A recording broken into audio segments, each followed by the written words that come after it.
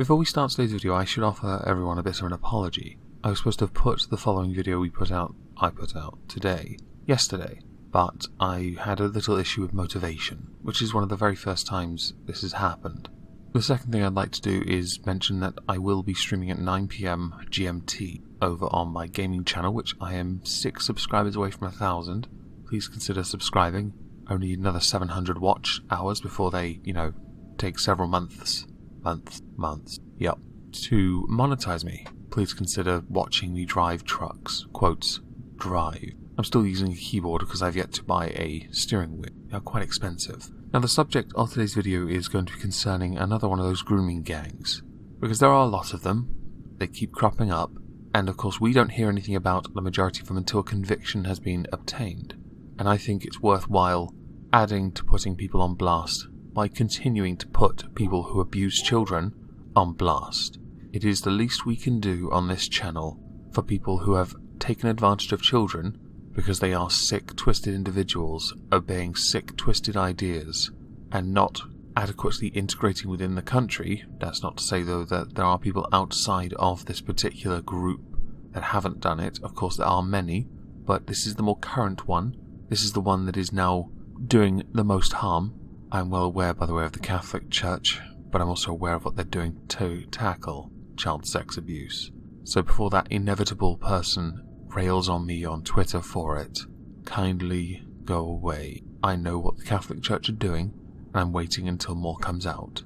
For this, we're going to talk about Muslims again, because the very British Muslims we're going to look at, these men in particular, and I do apologise for the lack of editing, but issues with exhaustion and ever so slight amount of motivation loss means I just want to be a bit lazy today. Just today. So, there was a victim involved in a Bradford sex abuse gang who was, as many of the girls have been so far, plied with alcohol and then sexually abused and assaulted multiple times by many different people, who has since spoken out and said that they were nothing but a toy to play with, which is, quite frankly, the most appropriate thing to say about the 9 men involved in this. These 9 men have been jailed for a total of 130 years for what they have done to this person, with the judge declaring that the girls were sexually abused following grooming and violence. No doubt they were threatened with violence if they didn't comply. I've got the Borg stuck in my head now. The damage done from this, and you'll certainly know about it from victim impact statements, would show just how much is not just physical damage that's been done, but the mental damage that it creates, the anxiety, the depression, PTSD perhaps.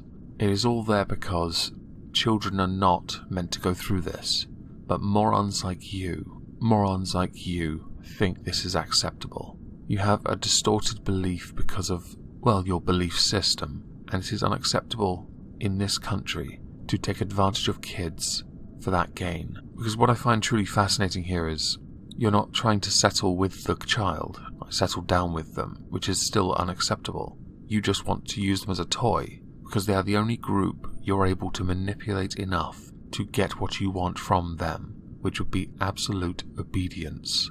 That is wrong. It's obviously wrong, and quite frankly, you deserve prison. All of you deserve prison. Not just you that have been involved in other gangs, all of you. Every single sex offender doesn't deserve it. I'm going to read a few quotes that have been taken from the victim impact statement involving these 9 men. I fear going to the shops and very rarely go to restaurants or out on an evening with friends. I was manipulated, used, nothing but a toy to play with. I understand this because new relationships are so much different. I have had years of counselling to understand it wasn't love, it was grooming. When Basharat was arrested, I could not leave the house for 3 months. I had to leave my job because of the dread of him or someone he knew walking through the door. It pains me to see my dad in panic at the thought of Basharat turning up at our house. This one is Basharat. Scary looking guy, isn't he? No, he's not, he's a twat.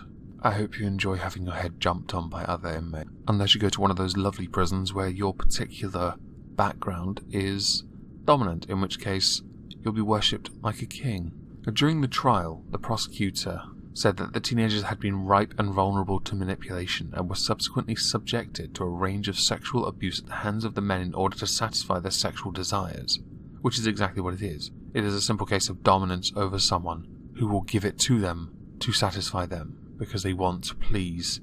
I'm not going to say the word because it's wrong. To give a little context about the two girls involved in all of this, they were both taken into care at the age of 14 and kept leaving the local authority homes in Bradford. There was obvious damage there, obviously, and they're teenagers. They want to do things, they want to get out and explore things and rebel. I get it. Because the home was not a restrictive unit, the staff couldn't stop the girls leaving, which means that these guys could notice and see and take advantage of obviously vulnerable people. In the sentencing remarks, the judge added that no court in England and Wales seems to have escaped grooming by groups of individuals or grown men of vulnerable young persons. As the knowledge of the opportunity to take advantage of damaged young people spreads, it is not uncommon for young men to get involved.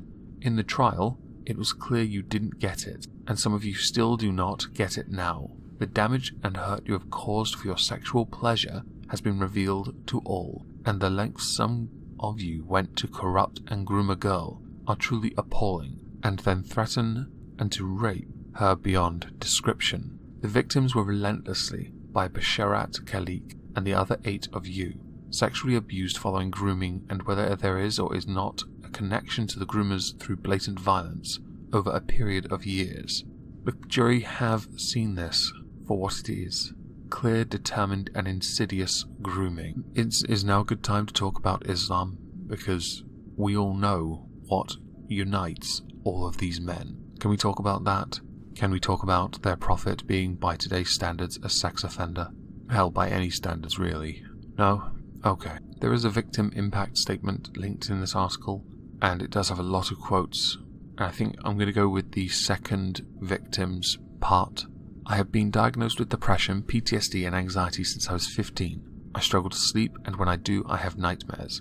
I have previous issues with self-harm and multiple suicide attempts. I struggle to leave the house due to anxiety which prevents me from living a full life, and have spent my adult life on medication. I have seen a mental health worker every 2 weeks for 7 years. My scars greatly affect my confidence and self-worth, and are a constant reminder of what I have been through. The drug and alcohol misuse has had a large effect on my health, such as abnormal liver function.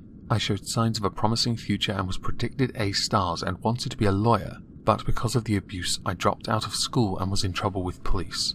My offending stopped when the abuse stopped, but my criminal record and mental health has had an impact on me and will in the future. The abuse resulted in the forced adoption of my eldest daughter. There was never an issue with my parenting ability, it was just the lifestyle around the abuse, meaning I could not form a relationship with my daughter. Rebuilding my life has been hard to do, while my abusers walk the street, but hopefully getting justice is the first step in my path for doing this. A number of issues in that particular statement arose, or I thought of anyway. One was that you can have your criminal record expunged, and perhaps that's something she should consider doing. There was obviously issues before the abuse began which showed just how vulnerable she was to them. The daughter, I don't know if the daughter was born because of one of these abusers, and that certainly is an interesting discussion to have about having children via rape. It's disturbing, to say the least. These 9 men, and I'm going to read out each of their sentences, because I think it's appropriate. Izzah Hussain, found guilty of 1 rape, 1 attempted rape. Zishan Ali, found guilty of sexual assault. Izzah Hussain, 16 years. Pavaz Ahmed, 17 years. Saeed Akhtar, guilty of 1 charge of rape and 2 charges of causing or inciting child prostitution. Fahim Iqbal, 7 years for aiding and abetting rape. Kieran Harris, nice English name, jailed for 17 years. Described as an evil, pixie-faced man. Basharat Khalik, 20 years. Naveed Akhtar, 17 years. And Mohammed Usman for 17 years. Oh, and Zishan Ali, 18 months for sexual assault. So many of them will be out within a decade. Justice, everyone.